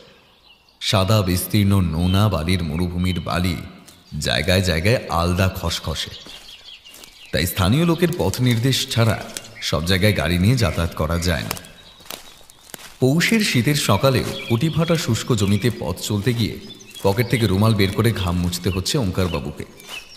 সবচেয়ে কষ্টকর হলো ঘন তেষ্টা এবং হাত পা শুকিয়ে সাদা হয়ে যাওয়া।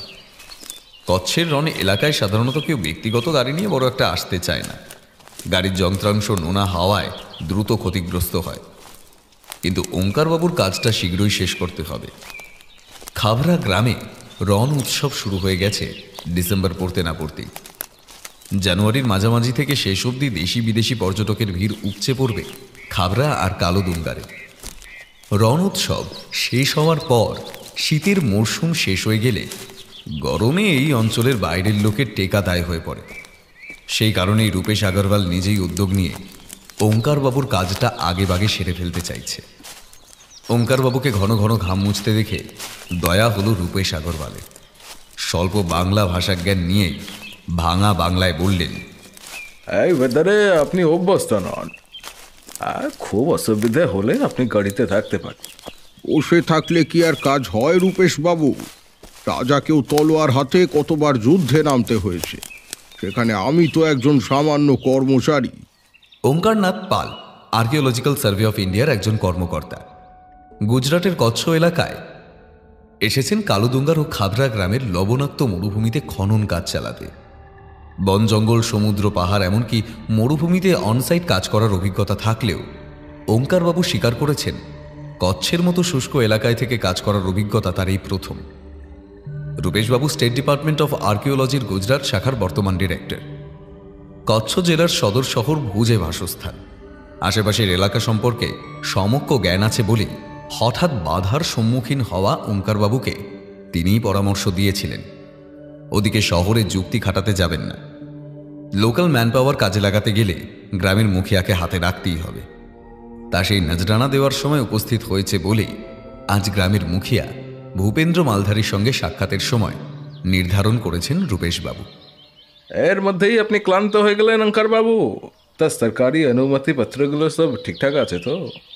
ওঙ্কারবাবু কাঁধের ব্যাগটা দেখিয়ে বললেন, এতেই সব আছে, আর যেটা বলেছিলেন সেটাও।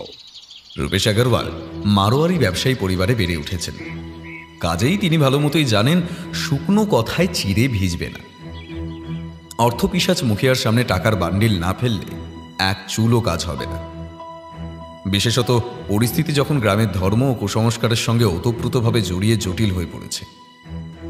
সকালে পাতলা দইয়ের ছাঁচ আর বাজরার রুটি দিয়ে উদরপূর্তি করে উঠোনে নিমতলায় খাটিয়া পেতে আতশোয়া হয়ে বসেছিলেন খাবড়া গ্রাম পঞ্চায়েত প্রধান ভূপেন্দ্র মালধারী। খাবড়া, ধ্রুবানা ও আশেপাশে ছোট ছোট কাবিলার মুখিয়া ভূপেন্দ্র মালধারী জাতিগতভাবে যাযাবর বাঞ্জারা। কিন্তু বর্তমানে গ্রামের পরিস্থিতি, বিশেষত তার নিজের পারিবারিক পরিস্থিতির উন্নতি হওয়ার কারণে পাকাপাকিভাবে খাবড়ায় বসবাস। ছোট ছোট কাবিলার বাঞ্জারার এখনও খাদ্য ও পানীয় জলের অভাবে গ্রীষ্ম ঋতুতে অথবা খরার প্রকোপে পড়লে মাইগ্রেট করতে বাধ্য হয়। কিন্তু ভূপেন্দ্র মালধারী গ্রামের মুখিয়া হয়ে বসায় সেই দুঃসময় তার অনেকদিন আগেই কেটে গিয়েছে। পৌষের রোদের তেজ যতই হোক, নিমের ছায়ায় শীতলতার কোনো তুলনাই হয় না। ভরা পেটে নিমের ছায়ায় তাই দু চোখ বুজে এসেছিল 50 ঊর্ধ্ব ভূপেন্দ্র। হঠাৎ ভারী অলঙ্কারের ছনছন শব্দে তন্দ্রা ছুটে গেল তার। বড় ছেলে মেঘরাজের স্ত্রী উষারানী চিবুক অব্দি ঘুমঘাট টেনে দাঁড়িয়ে ইতস্তত করছে। কিছু বলবি বিটিয়া? বাপু, শহর থেকে দুজন লোক এসেছেন আপনার সঙ্গে দেখা করতে। ঘুমটার আড়াল থেকে জবাব দেয় উষারানী। শহর থেকে সরকারি অফিসারদের আসার কথা ছিল বটে আজ। হতুয়ার পকেট থেকে ছোট মোবাইল বের করে সময় দেখেন ভূপেন্দ্র। এত সাত সকালে হাজির হয়েছেন কর্তারা। আলু থালু ধুতি আর পাগড়িটা সামলে নিয়ে সোজা হয়ে বসেন ভূপেন্দ্র। নাকের নিচে পুরুষ্টু গোপ মাখিয়ে তা দিয়ে বলেন, बुलाई दे बाबू लोग को। हाँ, एक ठो खटिया भी लगाई दे। রূপেশবাবু আর ওঙ্কারবাবু সদর পেরিয়ে মূল বাড়ির উঠোনে এসে উপস্থিত হয়ে শুনলেন দড়ির খাটিয়ায় বসে একজন বৃদ্ধ হুঙ্কার ছাড়ছেন। उषा रानी हेमराज को उठा, सूरज सर पे चढ़े हैं और साहबजादा अभी तक खटिया से लिपटे हैं। उठ हरामखोर, ये हेमराज। রূপেশ আগরওয়াল ওঙ্কারবাবুকে ইশারায় জানালেন ইনি গ্রামের মুখিয়া ভূপেন্দ্র মালধারী। ওঙ্কারবাবু নমস্কার জানাতে ভূপেন্দ্র প্রতি নমস্কার জানিয়ে সামনের খাটিয়ায় বসতে অনুরোধ করলেন। বললেন, বসেন বসেন। তা হুজুর, এই গ্রামে কি মনে করে? সব ঠিকঠাক তো? রূপেশবাবুর সঙ্গে ভূপেন্দ্রর কাজের সুবাদে পূর্ব পরিচিতি আছে জেনেই ওঙ্কারবাবু কথোপকথন ওদেরকেই শুরু করতে দিলেন। এমনিতেই বাঞ্জারা সম্প্রদায়ের লোকেরা কতটা সঙ্গবদ্ধ ও হিংস্র হয় তা ইতিহাস না ঘেটেই বলে দিতে পারবেন ওঙ্কারবাবু। ওজন তো একটা আছেই, নইলে কি আর আপনার দর্শন প্রার্থী হই? হাত কচলাতে কচলাতে বর্ণিতা করলেন রূপেশবাবু। ওই কালো দুঙ্গারা এক্সকাভেশনের সাইটটার কথা শুনেছেন তো? ওখানে কাজ চলছিল গত কয়েক সপ্তাহ ধরে। তা হঠাৎ গত বুধবার রাত থেকে খনন কর্মীরা বেঁকে বসেছে। বলেছে কি সব ভোতরে কালো ঘোড়া নাকি দেখেছে।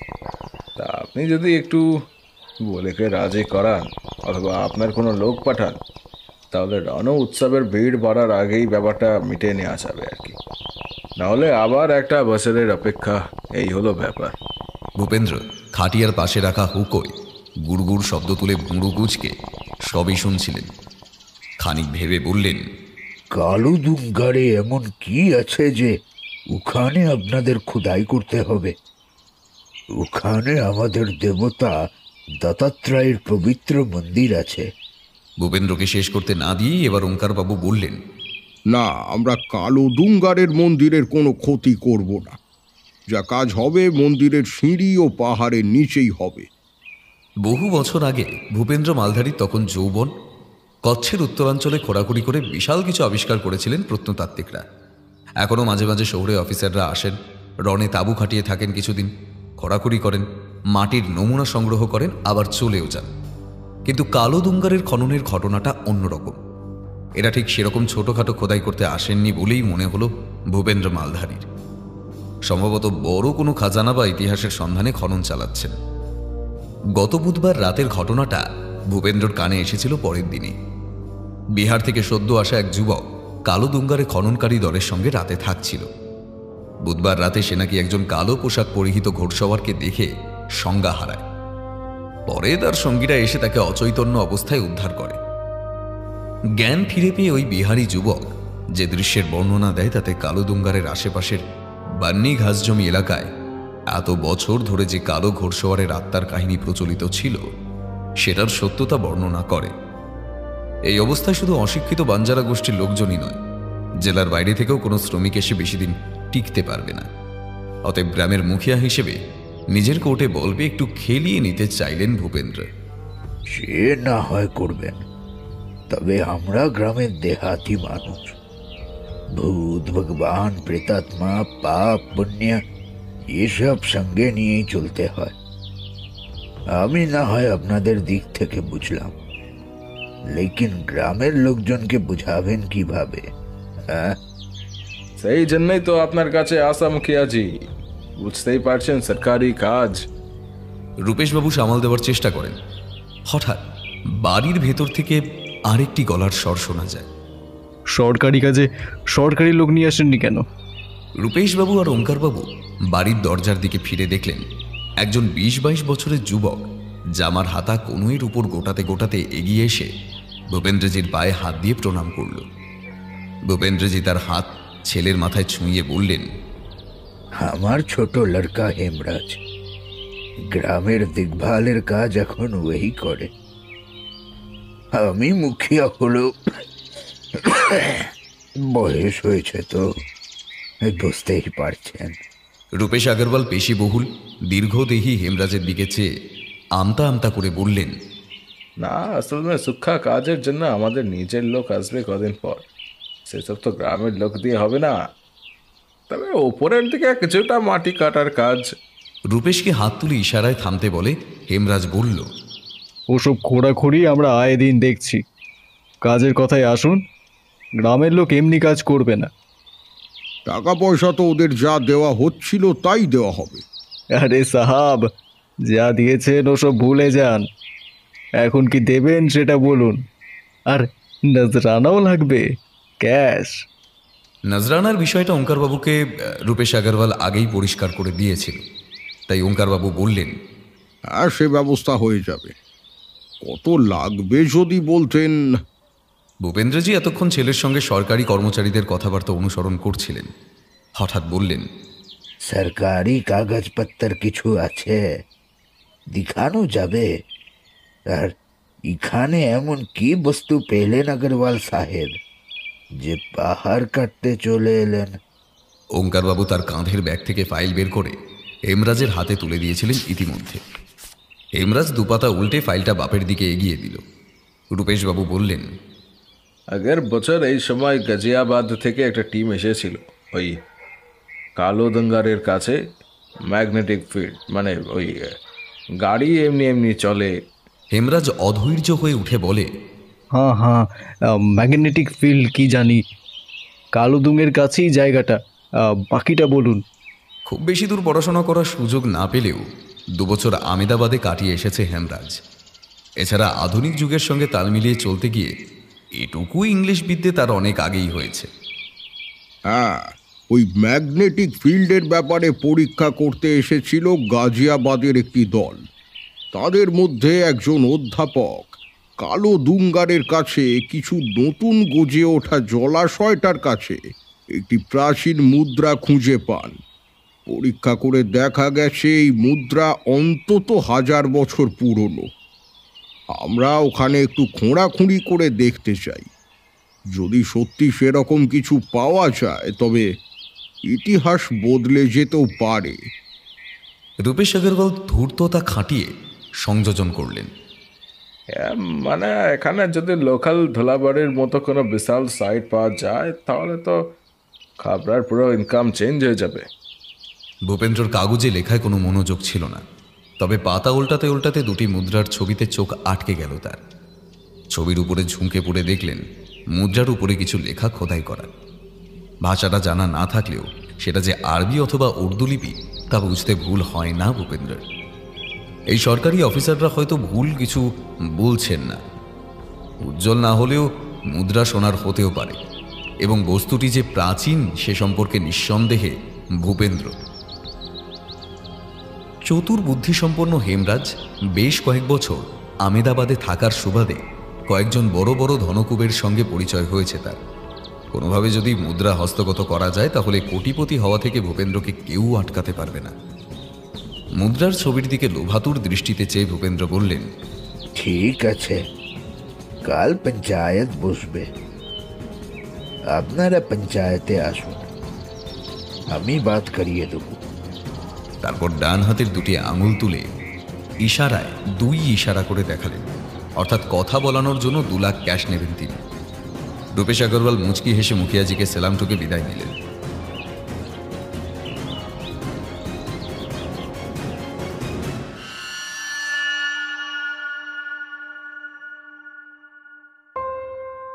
শুনছিলেন প্রখ্যাত লেখিকা দীপিকা মজুমদারের কলমে একটি টানটান ঐতিহাসিক কাহিনী কালো দুঙ্গারের ঘোড়সওয়ার গল্পের প্রথম পর্ব। আগামী পর্ব আসবে পরশু, অর্থাৎ সোমবার ঠিক সন্ধে 6টায়। সম্পাদনা এবং কাস্টিংয়ে সৌরভ এবং মেঘনা, সহ পরিচালনায় পার্থ মুখার্জি, ভিডিওর ভিজুয়াল এফেক্টসে সৌরভ, এডিটিংয়ে সায়র ও পোস্টার ডিজাইনে কৃষ্ণেন্দু মণ্ডল। আমাদের গল্পটি ভালো লেগে থাকলে লাইক করে দেবেন আর শেয়ার করে দেবেন। কেমন হয়েছে কমেন্ট করে জানাতে একদম ভুলবেন না। শুনতে থাকুন মিডনাইট ফ্যান্টাসি।